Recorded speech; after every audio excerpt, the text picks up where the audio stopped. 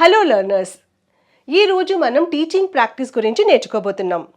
ఈ వీడియో యొక్క లక్ష్యాలు, ఈ సెషన్ తర్వాత మీరు వీటిని చేయగలరు. 1. ప్రెజెంటేషన్ స్కిల్స్ యొక్క ప్రాముఖ్యతను పేర్కొనండి. 2. సమర్థవంతమైన ప్రెజెంటేషన్ నైపుణ్యాలను అనుసరించండి.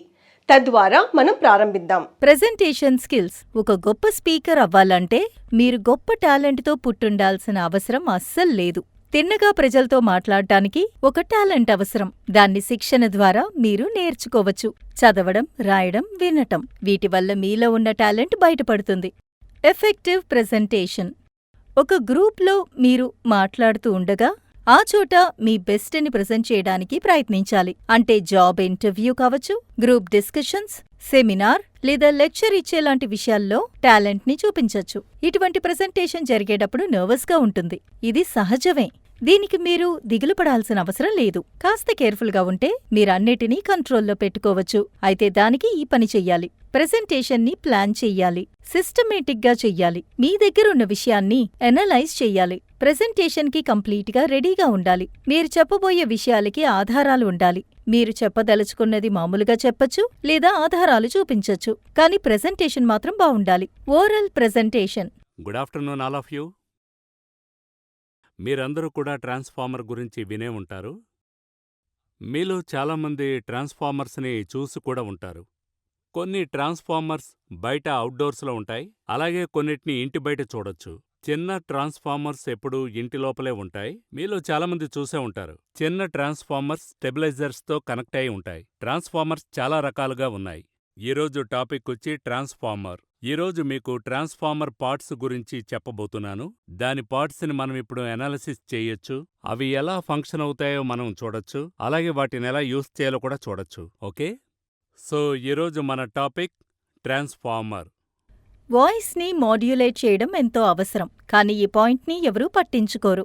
ట్రైనీస్ ఎటూ డైవర్ట్ కాని విధంగా మీరు మాట్లాడే విధానం ఉండాలి. మీ గొంతుతో వాళ్ళని అట్రాక్ట్ చెయ్యాలి. మీరు ఒకే టోన్లో మాట్లాడడం తొలగించాలి. ఎందుకంటే వినేవాళ్ళకి కాసేపట్లో బోరు కొడుతుంది. వాయిస్ని మంచి వాల్యూమ్లో ఉంచుకోవాలి. లోలో మాట్లాడకూడదు, ఫాస్ట్గానూ మాట్లాడకూడదు. బ్యాలెన్స్డ్గా ఉండాలి. ఫాస్ట్గా మాట్లాడొద్దు, స్లోగా మాట్లాడొద్దు. ఫార్మల్ ప్రెజెంటేషన్ అయ్యాక ట్రైనీస్ని క్వశ్చన్స్ అడిగి వాళ్ళ నుంచి ఆన్సర్స్ పొందడానికి మీకు 10-15 నిమిషాల సమయం ఉంటుంది. మీరు ప్రెజెంటేషన్ చేస్తారు కాబట్టి ఆడియన్స్ని అడగడానికి క్వశ్చన్స్ ఉంటాయి. పైగా తెలుసుకోవాలనే ఆసక్తి కూడా వాళ్లకు ఉంటుంది.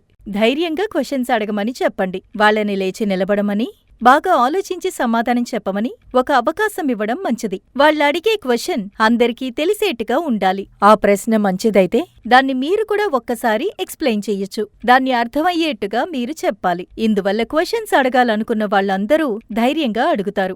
ఒకరు క్వశ్చన్ అడిగితే ఆ క్వశ్చన్ని పూర్తిగా అడిగే అవకాశాన్ని అతనికి ఇవ్వండి. మధ్యలో ఆపద్దు. ఆ క్వశ్చన్ అడిగే వ్యక్తిని బాగా గమనించండి. క్వశ్చన్ని వినేటప్పుడు ఆసక్తిగా వినండి. క్వశ్చన్ని వినేటప్పుడు ఎంతో జాగ్రత్తగా గమనించండి. ఆసక్తిగా సమాధానం చెప్పండి. అందుకు మీరు సిద్ధంగా ఉండాలి. అప్పుడే క్వశ్చన్స్కి సమాధానం చెప్పడం మీకు సులభంగా ఉంటుంది. These are teaching practice skills related to presentations.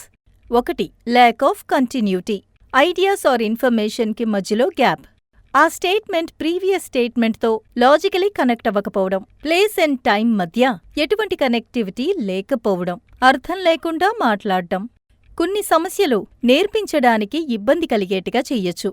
మొదటిది, సరిగ్గా మాట్లాడలేకపోవడం. రెండవది, ఒక పదాన్ని పూర్తిగా కంప్లీట్ చేయకుండా మింగేయడం. దేన్ని క్లియర్గా మాట్లాడలేకపోవడం వల్ల కొన్ని సమస్యలు ఇక్కడ ఏర్పడతాయి. మీరు మాట్లాడే ప్రతి మాట చాలా ఈజీగా ఉండాలి, వాళ్ళకి అర్థమయ్యే విధంగా ఉండాలి. కష్టమైన పదాలు ఏమాత్రం ఉపయోగించకూడదు. ఉదాహరణకి, ఇదయ్యుండొచ్చు, నేను విన్నాను, ఇది మీకే తెలుసు, ఇలాంటి పదాలన్నమాట.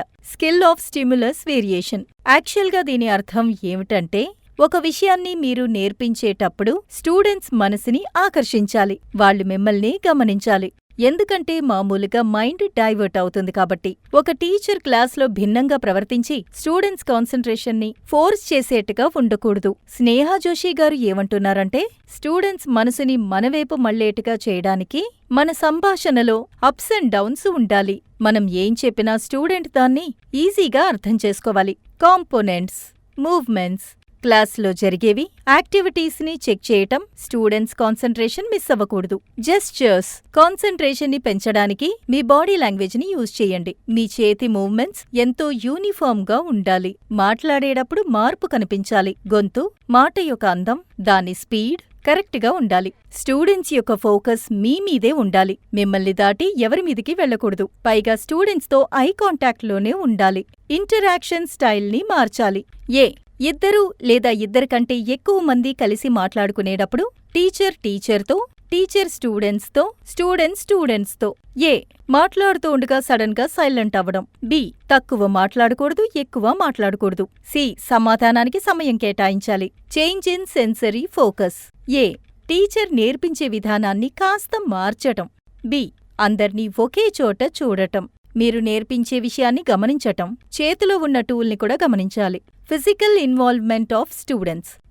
నేర్పించే విషయాన్ని మీరు డ్రమటైజ్ చెయ్యాలి. ఉదాహరణ చెప్పి వాళ్ళకి అర్థమయ్యే విధంగా ఎక్స్ప్లెయిన్ చెయ్యాలి. అంటే కావలసినన్ని ఉదాహరణల్ని చూపించి, అవసరమైన ఎగ్జాంపుల్స్ చెప్పి, కష్టమైన విషయాన్ని కూడా ఈజీగా నేర్పించాలి. అంటే స్కిల్ అని మనం దేన్నంటున్నామంటే కష్టమైన విషయాన్ని ఈజీగా అర్థమయ్యేట్టుగా నేర్పించటం. నేర్పించింది అమల్లోకి తీసుకురావడానికి మీరు ప్రాక్టికల్ మెథడ్స్ ని ఉపయోగించాలి. అద్భుతమైన ఎగ్జాంపుల్స్ ని వాళ్ళకి చెప్పొచ్చు. కానీ మీరు నేర్పించేది వాళ్ళకి అర్థమయ్యేట్టుగా ఉండాలి. సరే, ఇంతవరకు మనం నేర్చుకున్న వాటిని ఒక్కసారి రివైజ్ చేద్దాం. ఎఫెక్టివ్ ప్రెజెంటేషన్ ద్వారా ఎన్నో విషయాల్ని ఈజీగా నేర్చుకోవచ్చు. అందుకు మీరు సిద్ధమవ్వాలి. రెక్టిఫై చెయ్యాలి. అందుకు మీరు సిద్ధంగా ఉండాలి. గొంతు మార్చి మాట్లాడడం నేర్చుకోవాలి. స్టూడెంట్స్ యొక్క అటెన్షన్ని డ్రా చెయ్యాలి. అడిగిన ప్రశ్నకి ఉదాహరణతో సమాధానం చెప్పాలి. ఒక సబ్జెక్ట్ నేర్పించేటప్పుడు కంటిన్యూటీ ఉండాలి. దాన్ని మెయింటైన్ చెయ్యాలి. పైగా క్లియర్గా చెప్పాలి. మీ క్లాస్ రూమ్ని మీ కంట్రోల్లో ఉంచుకోవడానికి మీరు మీ స్కిల్ని ఖచ్చితంగా ఉపయోగించాలి.